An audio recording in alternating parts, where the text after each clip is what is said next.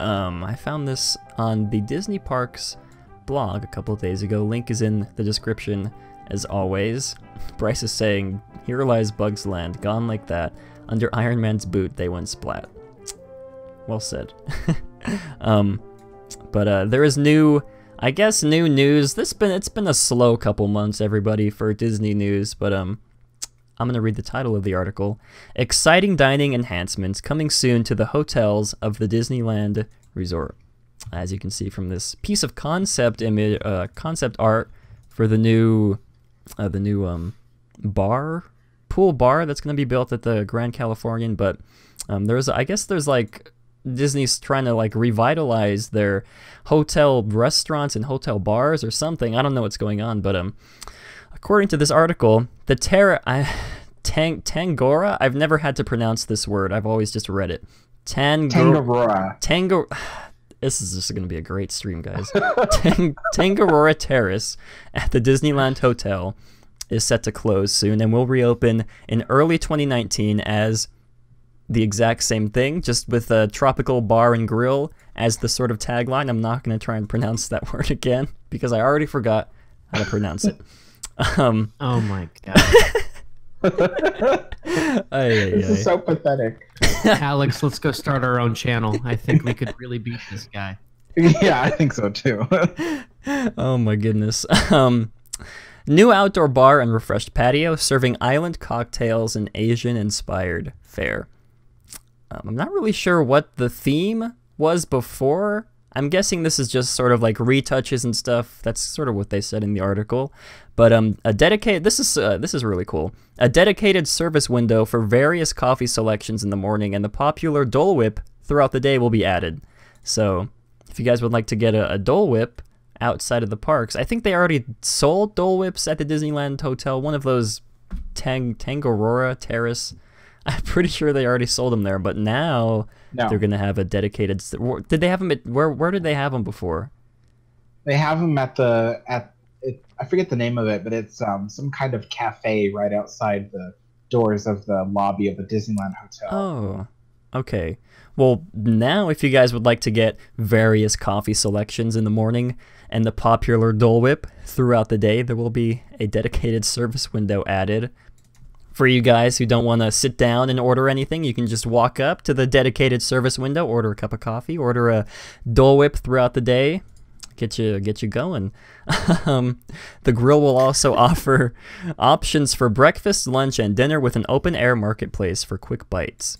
And then, as per this concept art, guests of Disney's Grand Californian Hotel and Spa will also be able to lounge in an even more luxury poolside with, I think I played off that voice crack pretty well.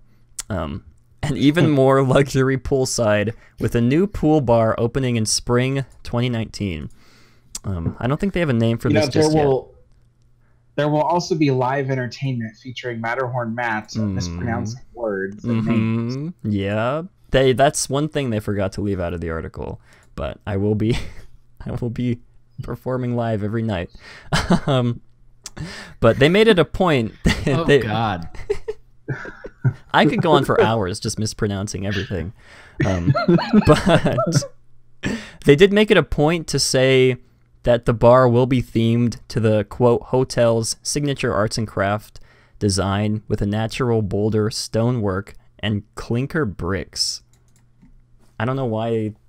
I guess they're just trying to be specific, but that's that for the first bit of Disney news. Do you guys have any thoughts on this new refurbishment, this new pool bar opening up at the Grand Californian? I think it's great. It's really great to have a lot more variety and stuff, because I always feel like when I go to downtown Disney and the hotels, there's a few things for me to choose from, but not much when it comes to how much I would like. So I think going to this bar and lounge right here alongside the pool, I think I would do that. They might have some good food. So Jeremy, anything to add? I don't really care.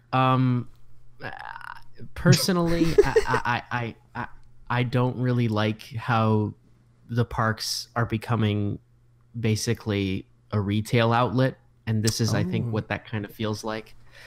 Um, also, what is it? What is it? Tiki themed or arts and crafts California themed? The one at the the one at the Grand Californian is arts and crafts themed. Mm. okay. But the one that they're redoing, like none of these are Got actually new. They're just taking what was already there and then Revamped. just revamping it.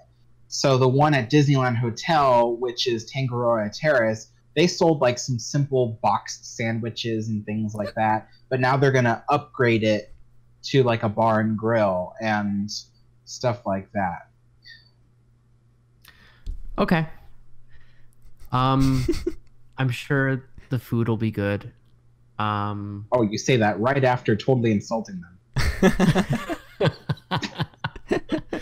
Well, I still don't care. It's. I'm sure it'll be nice. It'll be nice. But don't you think that Disneyland Resort has always been a place to buy merchandise and eat food? I mean, like, you know, even when they first built Disneyland Hotel, they built the Monorail Cafe. I mean, oh, I have very early memories of the Monorail Cafe. But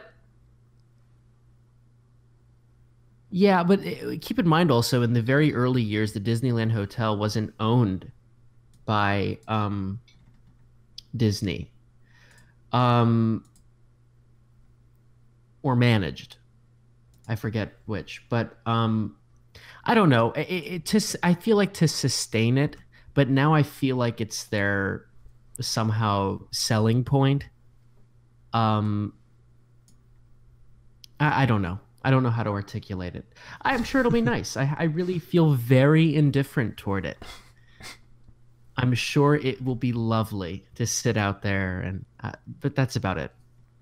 Well, if you're not excited, there was one thing I did forget to leave out of my little note list. Whitewater Snacks at the Grand Californian Hotel will also close soon and reopen later this year with a fresh, new look.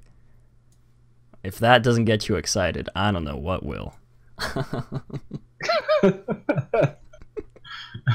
Anyways, moving on to, let's see, let's get to some spooky stories.